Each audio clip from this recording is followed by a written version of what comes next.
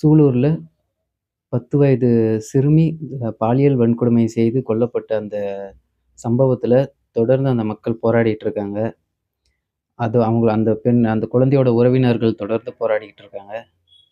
இத நம்ம பார்க்கும்பொழுது, உண்மையிலேயே அவங்க சொல்லக்கூடிய சில வரிகளை எல்லாம் நம்ப அந்த போராட்ட களத்துல இருந்து அவங்க சொல்லக்கூடிய வரிகளை நம்ம பார்க்கும்பொழுது, நம்ம என்ன புரிஞ்சுக்க முடியுதுன்னா, இந்த ஆட்சிக்கு இந்த ஆட்சிக்கு எதிராக அவங்களால பேச முடியல. அதே சமயம் அவங்களுக்கு ஒரு இழப்பு நடந்திருக்கு.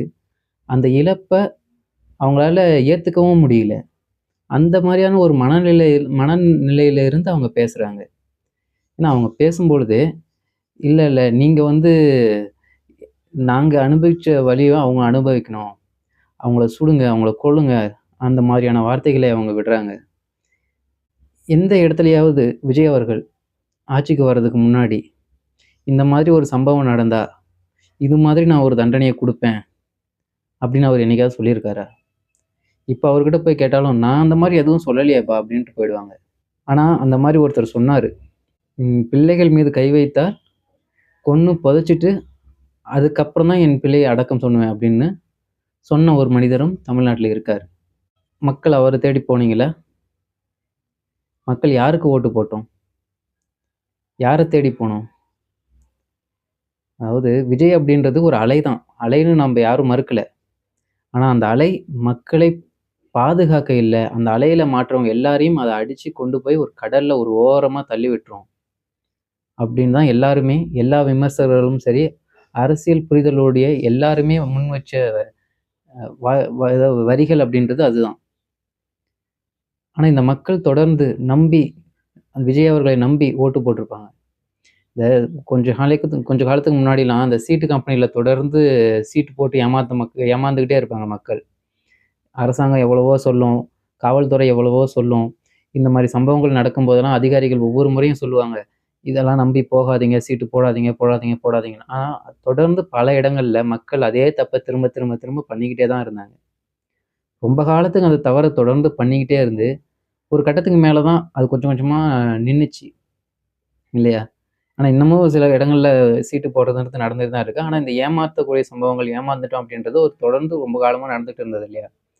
அது மாரி தான் எவ்வளவு சொல்லியும் கேட்காம, இந்த ஆட்சி தான் எங்களுக்கு வேணும் அப்படின்னு வம்படியா போய் அவங்க போட்டிருக்க ஓட்டு.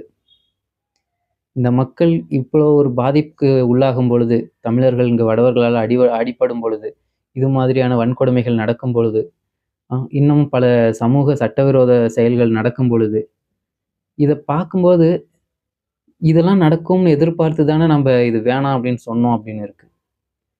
அதே இன்னொரு பக்கம் பார்க்கும்பொழுது, இப்பவே நம்ப சோர்ந்துட்டா எப்படி? இந்த ஆட்சியோடைய ஆரம்ப காலகட்டம் மட்டும் தான் இது. இன்னும் பார்க்க வேண்டியது இன்னும் எவ்வளவோ இருக்கு. இதுக்கு மேல தான் இவங்களோட ஆட்சியில இன்னும் மோசமான சம்பவங்கள்லாம் நம்ம பார்க்க போறோம். அதனால இத வந்து நம்ப ஒரு மிகப்பெரிய அளவுல எடுத்துக்கணும் அப்படின்றதே நம்ம மைண்ட்ல வரமாட்டேங்குது. ஏன்னா, அவ்வளவு பிரச்சனைகள் தொடர்ந்து நடந்துட்டு இருக்கு. இந்த பிரச்சனைகள்ல இருந்து இனி வரப்போற பிரச்சனைகள்லாம் நம்ப எதிர்பார்க்கும்போது, இதெல்லாம் பெருசு இல்லையோ அப்படின்ற அளவுக்கு தோணுது. இந்த நிலைமையில தான் இப்படி ஒரு ஆட்சி இருக்கு. விஜய் அவர்கள பத்தி விஜய் அவர்கள் வரல, ஒரு ஆறுதல் கூட சொல்லல அப்படின்னு அந்த மக்கள் கேட்குறாங்க. அவரு வந்து தமிழ்நாட்ட வந்து எப்படி கார்ப்பரேட் மயமாக்கலாம், கார்ப்பரேட் கையில ஒப்படைக்கலாம் அப்படின்ற தொடர்ந்து அந்த வேலைய செஞ்சுட்டு இருக்காப்புல. அ அவர் தான் நீங்க சொல்ற மாரி தான். சாப்பாடு எடுத்துட்டு போறாப்புல, காலையில சாப்பிடாம கூட போறாப்புல, போய் தொடர்ந்து வேலை பார்க்குறாப்புல. எதுக்கு அப்படின்னா, இந்த கார்ப்பரேட்ட ஊக்குவிக்கிற விதமா பல வேலைகள் செஞ்சுக்கிட்டு தான் இருக்காப்புல. அப்ப இது மூலியமா வரக்கூடிய பிரச்சனைகள், இப்ப கரண்ட் இல்லன்னு மக்கள் போராடிட்டு இருக்காங்க ஒரு பக்கம். அப்ப இனி வரப்போற இந்த விலைவாசி உயர்வு, பெட்ரோல் விலை ஆல்ரெடி ரூ. 100க்கு தாண்டி போயிட்டு இருக்கு. அப்ப இது இது இது தொடர்ந்து வரப்போற அடுத்தடுத்த பிரச்சனைகள். யோசிச்சு பாருங்க. மக்கள் ஒரு நல்ல நிலைமையில இருக்கிறாங்க. இப்போ நாம வந்து முன்ன முன்ன முன் இருந்த காலகட்டங்களோட கம்பேர் பண்றப்போ நல்ல நிலைமையில தான் தமிழ்நாடு மக்கள் இருக்கிறாங்க. இப்படி இருந்தும், இப்படி பொருளாதாரத்துல ஒரு முன்னேறிய மாநிலமாக இருந்தும், தமிழ்நாட்டுல வந்து இது மாதிரியான பெண்களுக்கு எதிரான வன்கொடுமைகள் அப்படின்றது நடக்குது. சாதிய வன்கொடுமைகள் நடக்குது. இது அதாவது அ ஒரு ஈகோவுல சண்டை போட்டுக்கிறவங்க, ஒரு வேலைவாய்ப்பு இல்லாம சும்மா ஊர் சுத்திட்டு இருக்கக்கூடிய இளைஞர்கள், தண்ணி அடிச்சுட்டு, பட்டா கத்தி எடுத்துக்கிட்டு சுத்துறது, இது மாதிரியான சம்பவங்கள் இவ்வளவு முன்னேறிய மாநிலமாக இருந்தும் இதுல இருக்கு அப்படின்றப்போ, இனி வரப்போற காலங்கள்ல இந்த விலைவாசி உயர்வு, கார்ப்பரேட் மயமாக்குதல் இது மூலியமா மக்கள் இன்னமும் அடிமைப்பட்டு, பொருளாதாரத்துல சற்று பின்தங்கி போகக்கூடிய ஒரு நிலை வரும்பொழுது, இது மாதிரியான ஆட்கள் இந்த ம வெளியில வர ஆரம்பிப்பாங்க. இப்பவே இது மாதிரியான மிருகங்கள் வந்து வெளியில வருது அப்படின்றப்போ, இன்னும் அந்த மாநிலம் அப்படின்றது பொருளாதார ரீதியா பின்னாடி போகும்பொழுது, இன்னும் மோசமான ஒரு நிலைமை அப்படின்றது தமிழ்நாட்டுல வரதான் இருக்கும். அத நாம தவிர்க்கவே முடியாது. அப்ப இதையெல்லாம் எதிர்பார்த்து தான் பலரும் இந்த ஆட்சி, இந்த நபர் வரக்கூடாது அப்படின்னு கேட்டாங்க. மக்கள் கேட்கல. பலரும் இங்க கேட்கல. விருப்பப்பட்டு ஏற்றுக்கொண்ட ஒன்று. நம்ம இப்ப அனுபவிச்சு தான் ஆகணும். வேற வழி இல்லாம தான் இப்ப உட்கார்ந்துட்டு இருக்கோம்.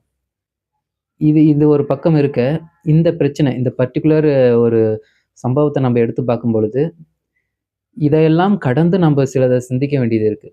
ஏற்கனவே மக்கள் வந்து ஒருத்தருக்கு ஒருத்தர் நம்பகத்தன்மை இல்லாம தான் இருப்பாங்க. பக்கத்து வீட்டா இருக்கட்டும், எதிர் வீடா இருக்கட்டும், சொந்தங்கள்லயே கூட பெண் பிள்ளைகள எங்கேயுமே அனுப்ப மாட்டாங்க. யாரு புதுசா போய் பேசினாலுமே கொஞ்சம் டவுட்டோட பார்க்குற பழக்கம் அப்படின்றது எல்லா கிராமங்களா இருக்கட்டும், சிட்டி சைடா இருக்கட்டும், பெரும்பாலும் அதெல்லாம் இருக்கு. அப்படி இருக்கிற பட்சத்துல, இது மாதிரியான சம்பவங்கள் நடக்குது. இத தொடர்ந்து நம்ம டெலிகாஸ்ட் பண்ணிட்டு இருக்கோம், பேசிட்டு இருக்கோம் அப்படின்றப்போ, சமுதாயத்துல இது எந்த மாதிரியான தாக்கத்த வருங்காலத்துல கொண்டு வரும் அப்படின்றதையும் நம்ம கவனத்துல கொள்ளணும். அப்ப இன்னும் ஒரு 4, 5 வருஷத்துல இன்னும் அடுத்தடுத்து வரக்கூடிய குழந்தைகள் எல்லாருமே வந்து ஒரு தனிமைப்படுத்தப்பட்டு வளர்க்கப்படுவாங்க அப்படின்ற ஒரு நிலைமை உருவாகிடும். அப்படி உருவாச்சு அப்படின்னா, யோசிச்சு பாருங்க. இந்த மாரி தனிமையிலேயே படுத்தப்பட்டு யார் மேலயுமே வந்து ஒரு நம்பிக்கை இல்லாம வளர்க்கப்படக்கூடிய இந்த குழந்தைகளுடைய மனநிலை, அவங்க ஒரு 19 வயசு, 20 வயசு ஆகும்போது எந்த மாரியான மனநிலை அவங்க இருக்கும்? அவங்க இந்த சமுதாயத்துல தனக்குன்னு ஒரு வாழ்க்கைய தேடிக்கணும். தனக்குன்னு ஒரு அடையாளத்தோட அடுத்த கட்டத்துக்கு நகரணும்னு நினைக்கும் பொழுது, எது மாதிரியான விளைவுகள் அவங்களுக்கு ஏற்படும்? அப்ப இது எல்லாமே நம்ம சிந்திக்கணும். எதுவுமே இது இதெல்லாம் சிந்திச்சு அரசு அரசு அப்படின்றது அதுக்கான ஒரு தீர்வுகள கொண்டு வரணும்.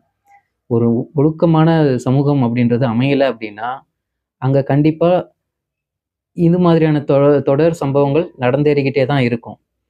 மக்கள் இது முழுக்க முழுக்க வந்து நம்ப அரச மட்டுமே குற்றம் சாடி, அரசு அதிகாரிகள மட்டுமே குற்றம் சாடி கலைஞ்சு போயிற முடியாது. இந்த மாதிரியான பிரச்சனைகள்ல ஏற்கனவே தமிழ்நாடு போதுமான அளவுக்கு ஒரு சட்ட திட்டங்கள்லாம் கொண்டு வந்திருக்காங்க. ஆனா, அத மீறியும் இதெல்லாம் நடக்குது அப்படின்றா, மக்கள் சைடும் இருக்கக்கூடிய தவறுகள நம்ம பார்க்கணும். இங்க இருக்கக்கூடிய பொதுமக்கள், அவர்களுடைய மனநிலை, அவர்களுடைய சிந்தனை எப்படி இருக்கு அப்படின்றதையும் நம்ம கணக்குல வச்சுட்டு தான் இருக்கணும். நம்ம அதெல்லாம் கணக்குல எடுத்துக்க மாட்டோம். நமக்கு ஒருத்தர் வேணும். நான் ஒருத்தருக்கு ஓட்டு போட்டுட்டேன். அவர் வருவாரு. அது அவரோட தலைவலி. அவரு ஒழுக்கமா இருக்கணும். அவரு கரெக்ட்டா இருக்கணும். நான் எப்படி வேணாலும் இருப்பேன். என்ன யாரும் கேள்வி கேட்கக்கூடாது. அப்படின்ற ஒரு மனநிலை மக்களுக்குள்ள இருக்கும்போது தான், இதே மக்களுக்குள்ள இருந்து இது மாதிரியான பல மிருகங்கள் உருவாகுறாங்க. இப்ப இப்ப கற்பழிச்ச இந்த 2 பேருமே வந்து வேற எங்கிருந்தோ, வேற ஒரு மாநிலங்கள்ல இருந்தோ, வேற நாடுகள்ல இருந்தோ வந்தவர்கள் கிடையாது. இதே தமிழ்நாட்டுல பிறந்து வளர்ந்தவங்கலாம், அதே மண்ணுல இருந்தவங்க தான். அவங்களுக்கு அந்த எண்ணம் வருதுன்னா, அந்த சமுதாயத்துல இருந்து தான் அவங்களும் வராங்க. அப்ப அந்த சமுதாயமும் அதற்கு பொறுப்பேற்கணும். ஆனா அதெல்லாம் பண்ண மாட்டோம். நாங்க வந்து அரச தேர்ந்தெடுத்துட்டோம். அரசு தான் எல்லாத்தையும் பார்த்துக்கணும். அப்படின்ற ஒரு மனநிலையில மக்கள் இருக்கிற வரைக்கும், இது மாதிரியான தொடர் சம்பவங்கள் 100க்கு 100% நம்மளால ஒழிக்கவே முடியாது. அரச நம்ம எந்த அளவுக்கு கேள்வி கேட்கிறோமோ, அதே அளவுக்கு நம்பளையும் நாம கேள்வி கேட்டுக்கணும். நம்பளுடைய வாழ்வியல், நம்பளுடைய சிந்தனைகளையும் நம்ம கேள்வி கேட்டுக்கணும்.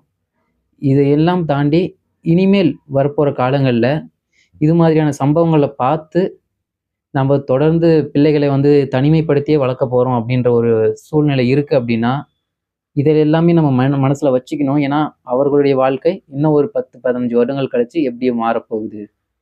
எந்த மாதிரியான சூழ்நிலைக்கு அவங்க போகப் போறாங்க? அப்படின்றது எல்லாமே நாம இன்னைக்கு எடுக்கக்கூடிய முடிவுகள்ல இருந்து தான் இருக்கு. இது மாதிரியான சம்பவங்கள் நடந்தாலும், தொடர்ந்து ஒருத்தர் மீது ஒருத்தருக்கு இருக்கிற இன்னொரு நம்பிக்கை அப்படின்றத இழக்காம மக்கள் தொடர்ந்து பயணிக்கணும். இந்த பயணத்துல எல்லாருமே ஒழுக்கமாக இருந்து செயல்பட்டா மட்டும் தான் ஒரு ஒரு அமைதியான ஒரு சமூகத்த, ஒழுக்கமான ஒரு சமூகத்த உருவாக்க முடியும். ஆனா எல்லா இடத்துலயுமே மக்கள் நம்ம திரும்பவும் சொல்றது அதான். அரசாங்கத்து மேல பழி போட்டுட்டு, நாம மட்டுமே வந்து நாம இஷ்டப்படி இருக்கலாம் அப்படின்னா, கட்டாயம் நமக்கான ஒரு சுமூகமான, ஒரு நல்ல சமத்துவமான ஒரு சமூகம் அப்படின்றது எந்த காலகட்டத்திலயும் அமையாது. அதனால மக்கள் தங்களுக்கான பொறுப்புகள உணர்ந்து செயல்படணும் அப்படின்றத நம்ப இந்த காணொளி மூலியமாக முன் வச்சுக்கிறோம். தமிழர், தமிழ்நாடு வளரட்டும்!